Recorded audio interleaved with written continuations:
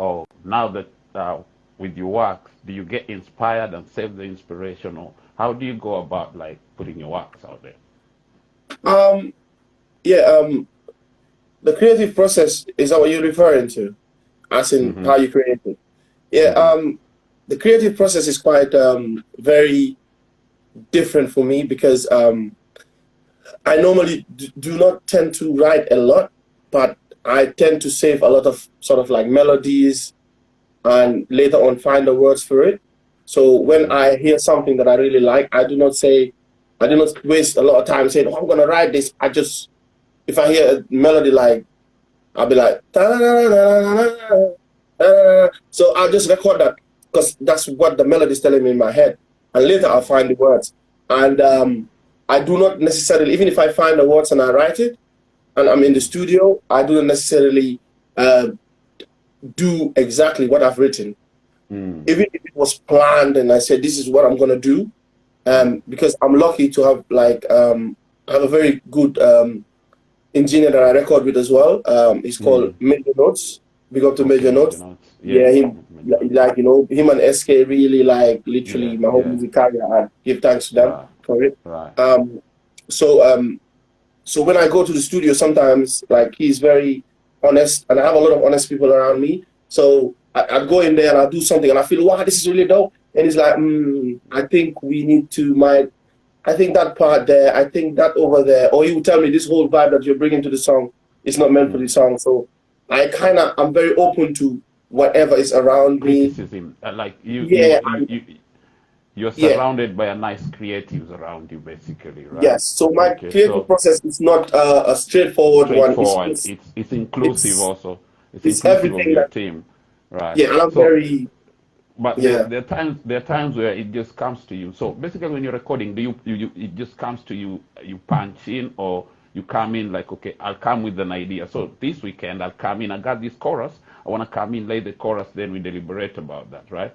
So you come yeah, in, lay the chorus, maybe without the beat or without anything, just lay your idea, and then your yeah, engineer be like, oh yeah, yeah. That's how you work. You're saying, right? yeah. Oh, Yeah, most of the things that or most of the songs that I have like done, mostly, I always find the hook first, mostly. mm, mm, And mm, at times, I actually find the hook, just the hook, and I send it to SK, and I say to SK, ah, "Oh, SK, I've got this hook."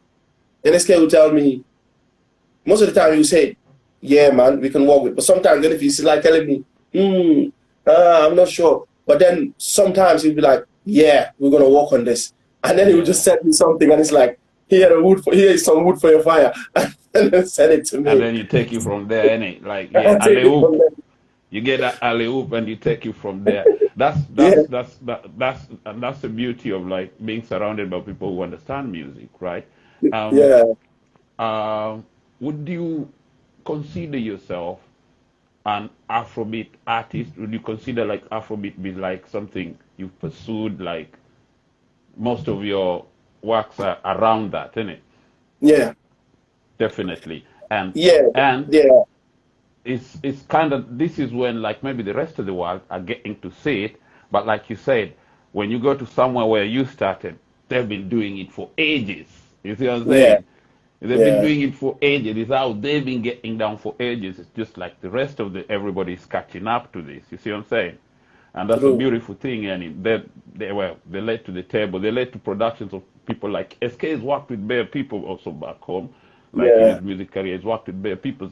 And I think I've heard somebody say like they got a couple of artists over here also somewhere in the States who he's worked with a couple of artists from the States and all that. And that's basically what we want to see, right? yeah, What we want to see.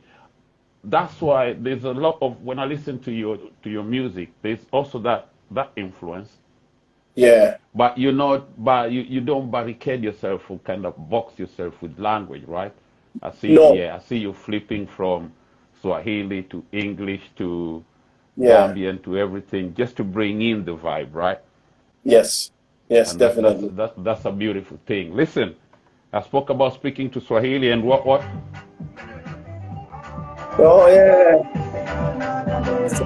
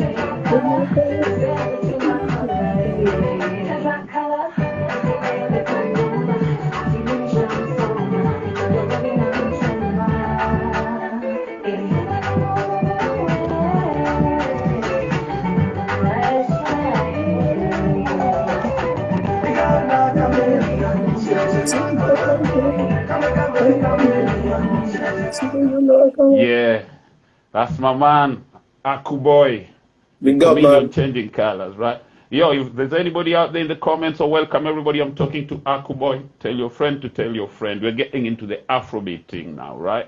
Yes, man. Proper Afrobeat. Now tell me something.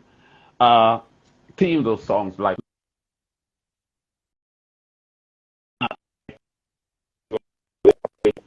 apart from the normal meaning, like well, what the song is all about. Sorry, I didn't get that. It was frozen The for a bit. Sorry. chameleon. Yeah, the Oh, song you're coming in. chameleon. Yeah, Yeah. what are we talking about here?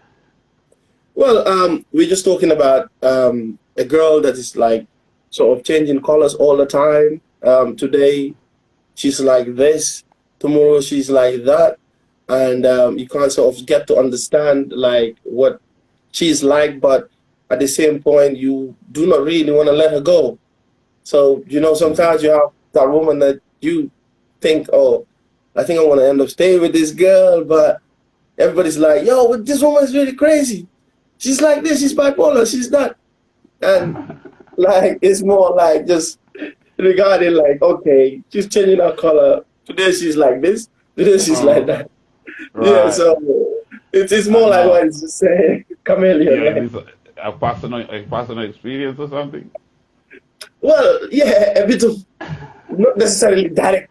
Not to the T, not to the T. Yeah, well, not to the teeth, but yeah, I've to witnessed a lot borrow of things from. that yeah, Yeah. even if it's primary, it might have been primary through the journey of life, before When you you was became growing slave. up and all that. Yeah, so we all sort of went through something like that, where you Yeah. like just have a girl that you just want to be like, okay, can we just make it work? And she's like, like this, Yeah. and you just Like, yeah, like you don't know what they like this today, tomorrow they don't like it and all that. Like that's yeah, true, man. it happens sometimes. Listen, Hey, talk to me a little bit. Yeah, talk to me a little bit about your acting and comedy career and where you grew up, because you grew up in Gambia, innit? Yeah, Yeah. yeah, yeah. Basically, I started my acting career in Gambia when I was very small, like because Gambia is like how to call it, obviously very tiny, small country, but Mm. quite very impactful, but very tiny, but very impactful in the Yeah. world. So Yeah.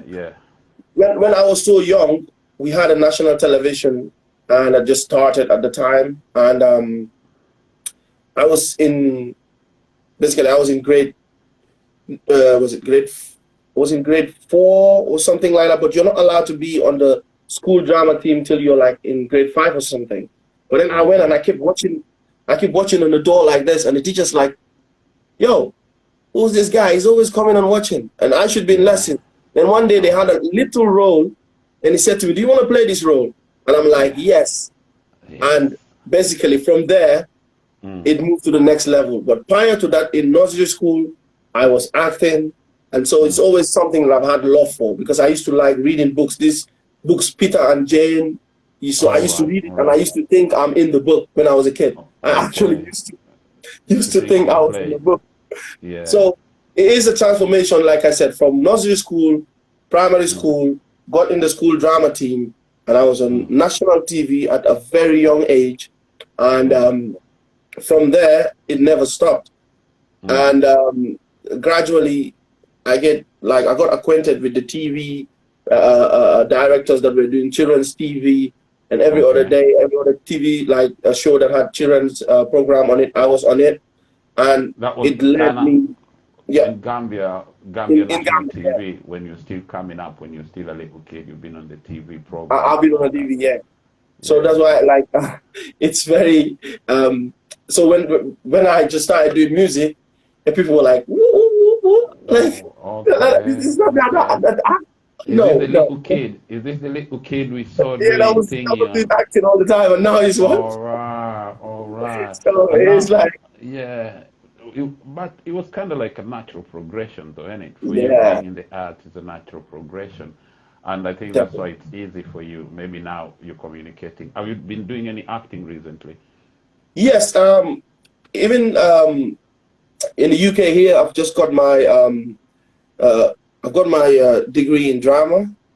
I'm actually doing my master's at the moment in creative writing. Okay.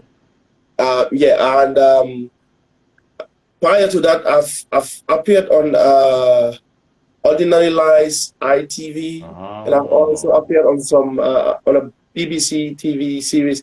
I'm not too sure the name, but yeah, it's bubbling though. but It's they're the all acting is extras. bubbling. It's bubbling Yeah, over but they're here. just like extra roles, nothing But like that's how it super starts, major. isn't it? But That's how it yeah, starts. And then with a bit of credit, I can see you going to writing and directing your own series or something like that. Yeah. yeah, definitely. With That's in writing, the works definitely, somewhere.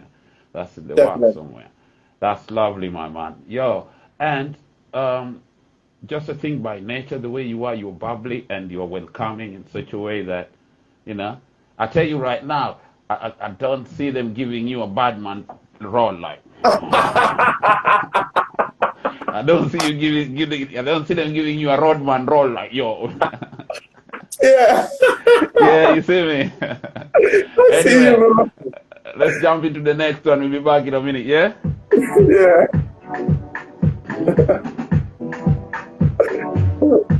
No man, no cry. No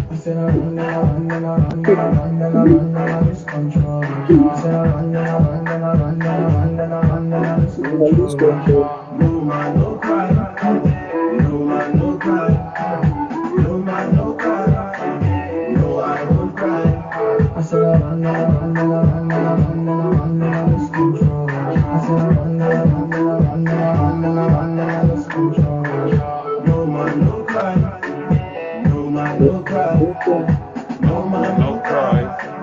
No, I won't cry. I'm not gonna cry, I'm not gonna shed a tear. I know what it took just to get me here. I swear this is you to me, I wasted years. But me, I'm no blind, child, I had to see clear. They say lies unfair, they say lies so cool. Yeah, I might be nice, but I ain't no fool. You don't tell me, say you love me, but you know it ain't true. Child, I had it confused. She left me in my wedding day. Don't know how I feel. Broke my heart on my wedding day. Can't believe this is real. This girly, yo.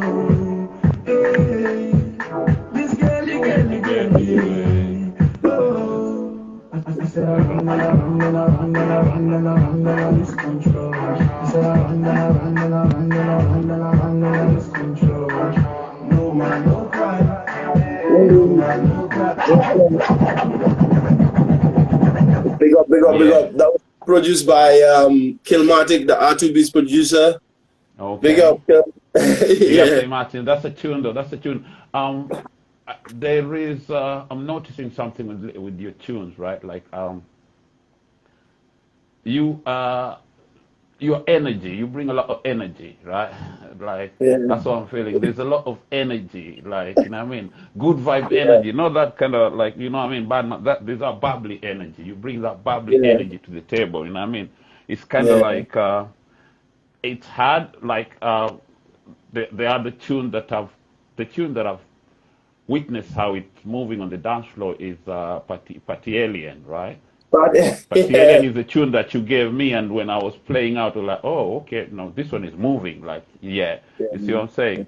It's kind of upbeat, up tempo. So, well, you expected to do that, but yeah, it was one of them. I'm like, okay, which to me was so different from where I'd had you first, which was you and Chieftain, right? Yes. Yeah. So basically, there's been some progression in between here, right? Yes. Yes. Yeah, talk to me about that. Like from the way you started to now, like, and where you think you wanna be. Like,